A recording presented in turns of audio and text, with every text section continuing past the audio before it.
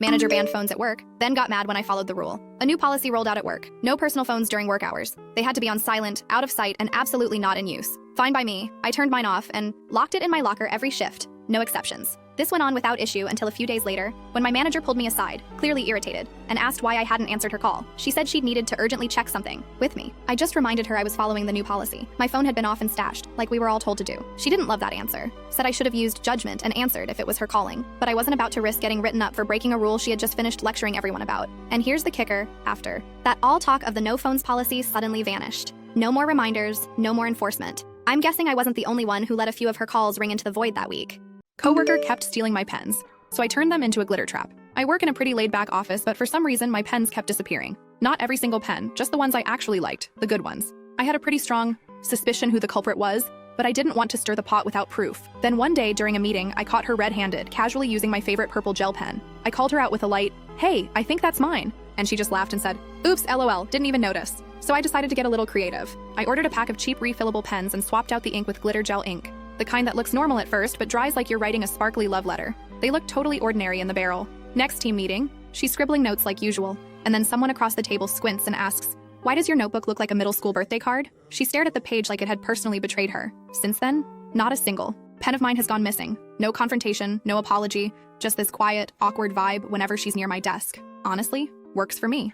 Aita for taking the business class seat on an international flight. While my wife stayed in economy, my wife and I recently flew internationally to visit her family. We both travel a lot for work, so we've racked up a decent amount of airline, status, and miles. When we initially booked the trip, we chose economy seats. It was the most budget-friendly option at the time. A couple of weeks before the flight, the airline emailed both of us saying we were eligible to upgrade using our miles. I brought it up with my wife and asked if it was okay for me to go ahead and upgrade. She said yes, go for it. Since our frequent flyer accounts are separate, we each had to handle our own upgrades. I even offered to log into her account and process the upgrade for her when I did mine. But she told me not to worry. She'd take care of hers. In the days leading up to the flight, I reminded her a few times to do it, but she never got around to it. On the day of travel, when we arrived at the airport, I asked again and she just kind of brushed it off. I told her again that I could swap seats with her if she wanted. She said no. She didn't seem bothered and we went to our respective check-in lines, business class for me, economy for her. It wasn't until we were boarding that she suddenly seemed surprised. She asked me why I didn't downgrade my ticket to sit with her, and I was caught off guard. I told her I genuinely didn't know she wanted that. She didn't say much, just turned around and went to her seat, clearly annoyed. After we landed, she was short with me and didn't want to talk. Throughout the whole trip, she'd make these little passive-aggressive remarks about how luxurious my flight must have been or how cramped the back of the plane was. I tried to bring it up and clear the air, but she shut it down. We sat together on the return flight, and she didn't mention it. But now that we're home, the comments have started up again. Things like, "Hope your seat had enough legroom, mine sure didn't," or "Next time, maybe I'll just send you up front while I hang with the luggage." I've talked to some friends about it. A few say I did nothing wrong. I gave her a chance to upgrade, offered to help, and even offered her my seat. Others say I should have just given her the business class seat regardless. So now I'm wondering, was I the jerk for not giving it up? She took the dog. I took the money. Guess who came barking back? My ex and I had been on the rocks for a while, and she eventually decided to go back to her ex. Ever since, she's been cold, demanding, and acting like she's entitled to everything, including our dog, who she never even wanted in the first place. She never walked him, hated cleaning up after him, and I was the one who trained him and paid for his professional training. After the breakup, I kept the dog because he was basically mine. She, on the other hand, wanted me to move out and demanded half of everything, even though we weren't married and the house is a rental I've been paying for since before we even dated. When she moved in with her ex, who lives with his parents, by the way, she tried to steal the dog by sneaking around the house's camera blind spots and calling him through the backyard. She thought she was slick, but the cameras record sound. So, nice try. I went to the police, but since we weren't married and there was no clear evidence of a breakup or illegal entry, they couldn't help. I went to her parents' house, heard my dog barking for me, but her mom slammed the door before I could get him back. That's when I decided fine, no dog, no money. We had a joint savings account we were going to split 50-50, even though I contributed over 80%. So I pulled all the cash into a crypto wallet. 2 days later, surprise! She remembers my number and asks where the money went. I told her it was invested in crypto, but I'd cash it out if she gave me back the dog. She agreed. I got my dog back. And wouldn't you know, the crypto crashed. Whoops, guess I'm a gambler. Oh, and those camera blind spots. Yeah, those don't exist anymore. Aita for refusing to let my sister borrow my designer dress for my ex-fiance's wedding. I have a younger sister, Mia, and our relationship has always been complicated. She's often been jealous or competitive with me over the years. Last year, my fiance Ben dumped me abruptly and very publicly, and is now engaged to what used to be one of my close friends, Zoe. Their wedding is next month, and as you can imagine, the whole situation has been incredibly painful for me. Recently, I treated myself to a gorgeous, expensive designer dress for a formal charity event I have coming up. It was a splurge, but after everything I've been through, I felt like I deserved something special. Well, yesterday Mia came over, saw the dress, and immediately asked if she could borrow it. to wear to Ben and Zoe's wedding. She said it was perfect and that she needed to look amazing, and since I wasn't using it that day, I should just let her have it for the weekend. I told her absolutely not. It's for my own event, and even more importantly, it would feel incredibly disrespectful and hurtful for her to wear it to that wedding. She got furious, called me selfish, and went crying to our parents saying I was being petty and a bad sister. Now my parents think I should just let her borrow it to keep the peace, but I feel strongly that this is about boundaries and basic empathy. So, Aida for not letting her wear it.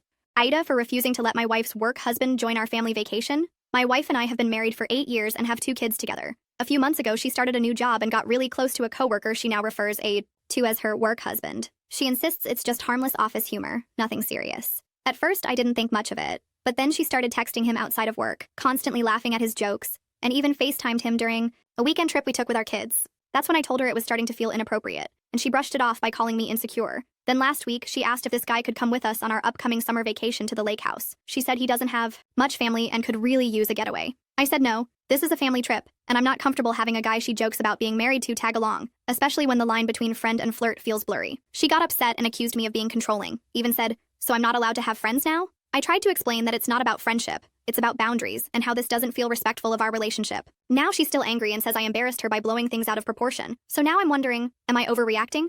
ATA for refusing to punish my daughter for kicking her cousin after he hit her. My 6-year-old daughter and I were at my nephew's 4th birthday party over the weekend, hosted at my sister's house. It was your usual big family gathering, plenty of food, chaos, and kids running wild in the backyard while the adults caught up. At one point, I heard yelling and crying coming from outside. I looked over and saw my daughter standing next to one of her cousins, who was sitting on the ground, holding his stomach. His mom rushed over and immediately started scolding my daughter, demanding to know why she had kicked him. My daughter looked upset but composed, and she explained that her cousin had punched her in the arm because she didn't want to give him a toy. She said she told him to stop and tried to walk away, but when he hit her again, she kicked him in the stomach. His mom was livid and insisted I punish my daughter and make her apologize. I told her I'd speak to my daughter in private, but that I wasn't going to discipline her for defending herself. I explained to my daughter that kicking should always be a last resort, and that if possible, it's better to go get an adult. But I also made sure she knew that if someone keeps hitting her and won't stop, she's allowed to protect herself. Now, some of my relatives are saying I handled the situation poorly and that I'm encouraging violence, but I don't see it that way.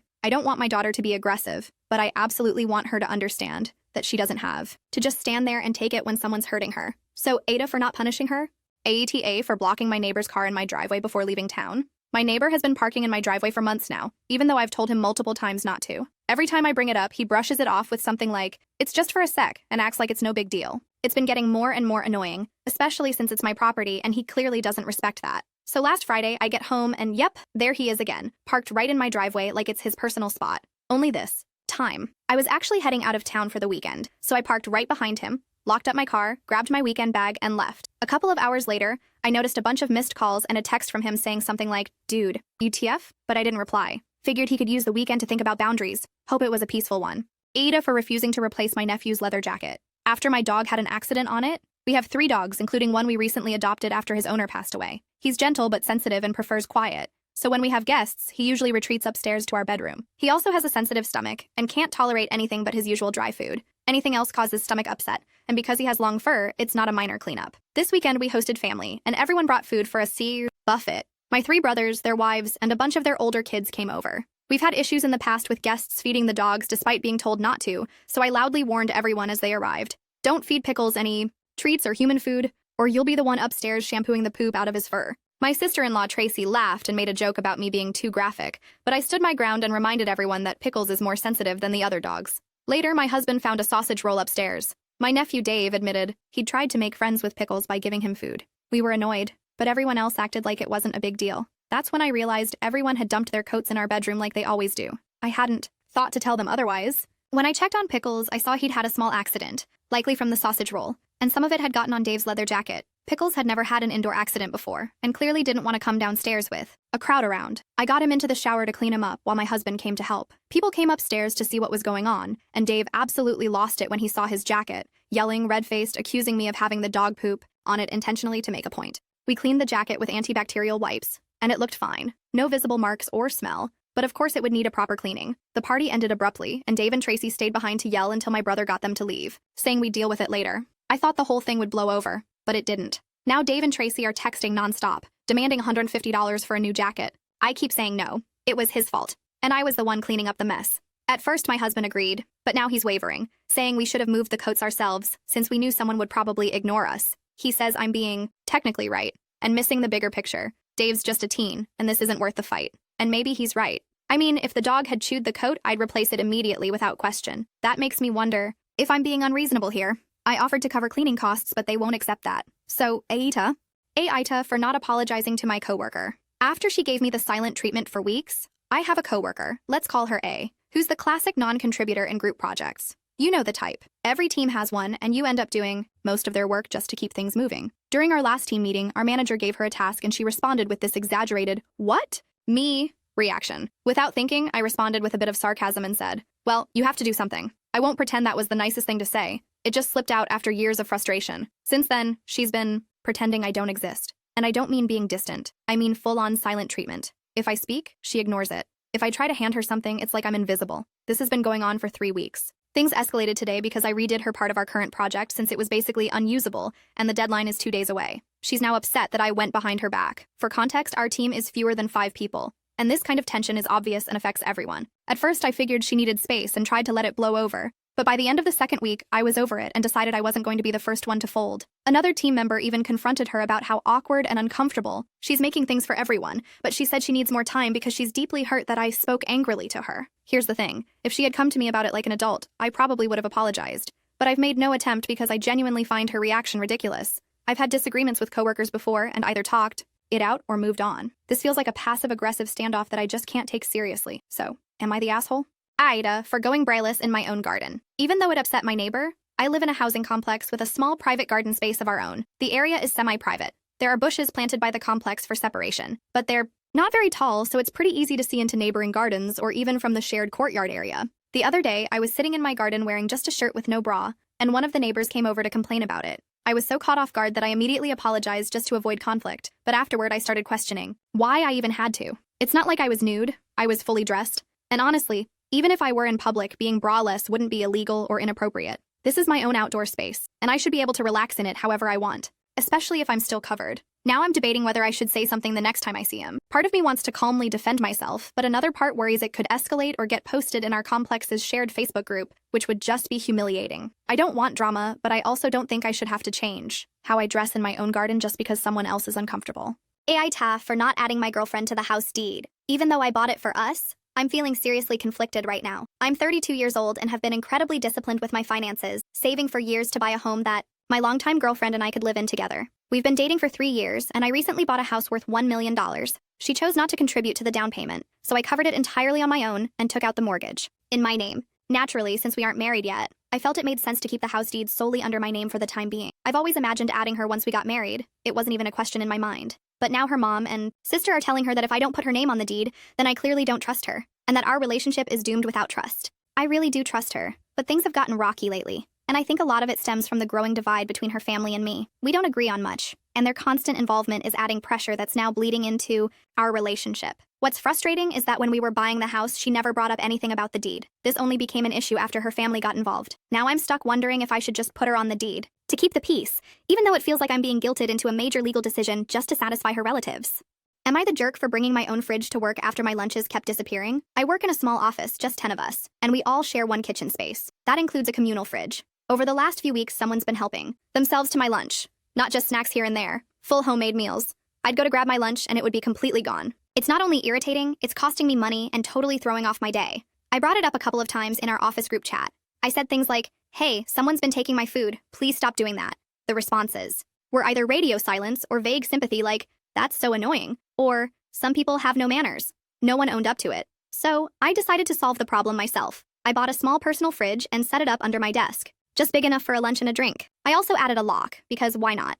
Ever since then, no stolen lunches, problem solved. That is, until last Friday. One of my coworkers, I'll call her Dana, came up to me while I was eating and said the personal fridge was antisocial and kinda paranoid. She told me it made me look like I thought I was better than everyone else. I told her flat out. I was sick of my lunches vanishing and this was the only way to stop it. She said I should have just brought stuff I wouldn't mind losing, like pre-packaged snacks or frozen meals.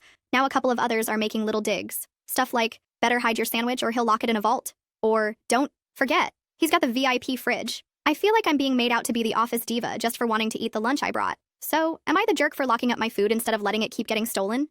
Ita for kicking out my wife's sister. After she accused me of manipulating my wife into having a baby, when my wife and I were younger, she was very clear about not wanting kids. Even after we got married, she would say she didn't see herself ever becoming a parent, and I fully respected that. At the time, we were both 20. Now we're 26, and over the past year or so, she's changed her mind. After some long conversations and thoughtful consideration, we decided to start trying for a baby. It wasn't immediate, but after a few months of trying, we got the news. My wife was pregnant. We were thrilled and wanted to celebrate the moment, so we invited our families over and surprised them with the announcement. Most people were excited and congratulated us, but my wife's aunt and her daughter, my wife's sister, reacted very differently. In front of everyone, her sister said something like, "Wait, you didn't want kids. You must have been manipulated into this." She looked right at me and accused me of controlling and manipulating my wife into getting pregnant against her will. I told her that wasn't true. We'd made this decision together. But she doubled down, insisting that she knows my wife, and there's no way she changed her mind on her own. She even brought up my past anger issues, calling me controlling. At that point, I was humiliated and angry. I told her that whatever issues I've had are not her business, and if she couldn't be respectful, she should leave immediately. My wife backed me up and told everyone that she made the decision to have a child because she wanted to, and no one forced her. Her sister and aunt left, but the mood was already ruined. The rest of the night was awkward. Most of our family still supported us, but it definitely cast a shadow over the celebration. Now I can't stop thinking I made a mistake by even inviting her in the first place. So, Ada for kicking her out after that outburst. Aita for breaking up with my boyfriend. After he said he'd leave me for someone who'd give him kids, I'd been with my boyfriend for 4 years. Things were generally good, but we recently started having deeper talks about our future. And, eventually the topic of kids came up. He's always known that I've felt unsure about having children. I've never said a hard no, but I've been honest about my hesitation. Meanwhile, he's made it clear that he does want kids one day. This difference has caused tension between us before, but we always agreed to deal with it when the time comes. Well, that time came this past Saturday. The conversation escalated into a pretty emotional argument. He told me that life without kids would feel pointless to him, that he might resent me if I stopped him from having that experience. And you know what? That made sense to me. I really tried to see where he was coming from. I told him that maybe I would change my mind down the road. We're still young, and it's not like we need to decide tomorrow. He seemed really encouraged by that, and I thought we had a mutual understanding. But then, when I gently added that I also didn't want to force myself into parenthood, just because it's what he wanted, especially if I wasn't ready, he suddenly shifted gears. He flatly said that if I didn't give him kids, he'd have no choice but to leave me for someone who would. I was stunned. I had genuinely believed he wanted a future with me and that maybe we'd figure this out together. I felt blindsided. I told him how hurt I was, how I had just tried to meet him halfway, and instead of reciprocating, he threatened to leave me. His response: he said he was disappointed in me for being selfish. That was it. I snapped. I broke up with him right then and there. We haven't spoken since. Now I keep wondering, was I the asshole for leaving? Should I have been more patient? Or was it fair to walk away when someone tells you, in no uncertain terms, that they're willing to trade you in? I got a rude passenger kicked off a flight, and I lied to do it. There's a little secret I've carried around for a while now. It might come off as petty or even a bit amusing, but it's something that still weighs on me with guilt whenever I think about it. I travel quite a bit, sometimes for work, sometimes just to get away. I fly so often that I occasionally start to recognize flight attendants on certain airlines. I doubt they recognize me, but that's not the point. One thing I've always noticed at airports is how people tend to line up 20-30 minutes before boarding even begins. Personally, I never understood the rush. Since I'm a frequent flyer, I usually just stay seated and wait for the crowd to die down. I'm not holding anyone up, just trying to avoid stress and unnecessary chaos. Anyway, on one particular trip, I was sitting near the gate when I noticed this middle-aged woman pushing her way through the boarding line. No courtesy, no excuse. Me, just plowing through people like she owned the place. She had bleached blonde hair, flashy Louis Vuitton bags, and carried herself with the kind of arrogance that practically screamed, "Do you know who I am?" But the part that stuck with me, and really ticked me off, was when she actually used her foot to nudge a small child, maybe 6 or 7 years old, out of her path. Like he was a suitcase, not a person. Fast forward to when we finally board. I get to my row, and surprise, there she is, sitting in the window seat I had specifically chosen and paid extra for. I didn't raise my voice. I just calmly told the flight attendant that she was in my assigned seat and was being rude about it. The woman instantly exploded. She started shouting that I was lying, that she got there first, and that no one had told her otherwise. I didn't push back. I just let her spiral while standing there quietly, acting as confused as possible. The more she talked, the worse it got. She insulted the flight attendant, made threats, and created a full-on scene. Eventually, they kicked her off the flight. A few people even clapped when it happened. But here's the twist. I made the whole thing up. I never actually interacted with her before that. I didn't speak to her until the moment I stood in front of that seat. I just couldn't forget the way she treated that kid. I guess part of me wanted her to face some kind of consequence. Something small. A little wake-up call. And now, I can't stop thinking about it. Sure, she was awful, but maybe she was having the worst day of her life. Maybe she was headed somewhere important. Because of me, she missed her flight, and I later found out she couldn't get another one for 2 full days. I'm not looking for anyone to tell me I did the right thing. I'm not asking for forgiveness. I just needed to say it, to get it out. Maybe next time I catch myself thinking about that moment while walking through a terminal, I'll feel a little less heavy.